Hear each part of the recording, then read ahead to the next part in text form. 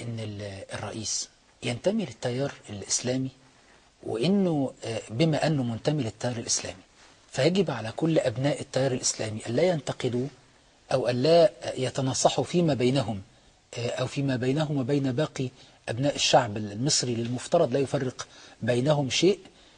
فكرة ان هم يتناصحوا بشأن هذا الرئيس أصبحت فكرة مؤرقة للبعض وفكرة حساسة عند البعض، وكأن اللي بينصح عايز يعرقل، عايز يفوز بنصيب غائب عنه، يا إما هيفسد المشروع الإسلامي. الكلام خد بعد أكبر من حجمه بكثير جدا. وعلى طرف تاني ناس لقت ان دي بداية المعركة ما بين الإخوان وحزب النور، هتبقى معركة إسلامية وإن خلاص بقى يعني فليه الأمور متاخدة؟ على فكرة كلا النظرتين قاصرتين إلى أقصى حد. إيه النظرة الموضوعية الحقيقية للواقع؟ النظرة الموضوعية إن إحنا بنشتغل مع بعض. إيه يا أستاذ خيري؟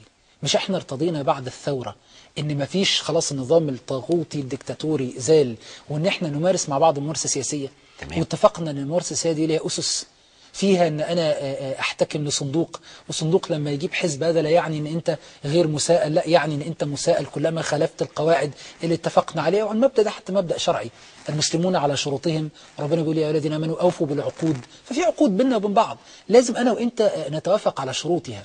في حاجه اسمها معارضة، وفي حاجة اسمها حزب في السلطة، وفي أحزاب تانية بتخلق نفسها مساحة رمادية ما بين الاثنين.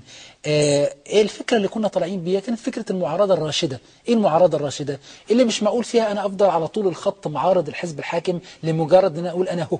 لا، أنا لما ألاقيك بتحسن أبقى معك في الإحسان، أو أبقى معك في نفس الخندق. أو لما ألاقي الموقف بتاعك اللي أنا موقف مصيب وأنا اجتهادي إن هو موقف مصيب والكلام ده معلوش قداسة. وأنا نفسي أقول للناس تزيل من قلوبها وتزيل من عقولها فكرة ان احنا بنقول ان ما دام احنا حزب بيقول عن نفسه ذو مرجعية اسلامية يبقى كل كلامه صح وكل كلامه مسدد وكل كلامه لا يقبل النقد. ده الكلام ده ما ينفعش. طب انا عايز صحيح لنقطة فاصلة، يعني صحيح فاصلة في النص. ان حتى حزب النور اجتهاداته دي اجتهادات تقبل الخطأ وتقبل الصواب.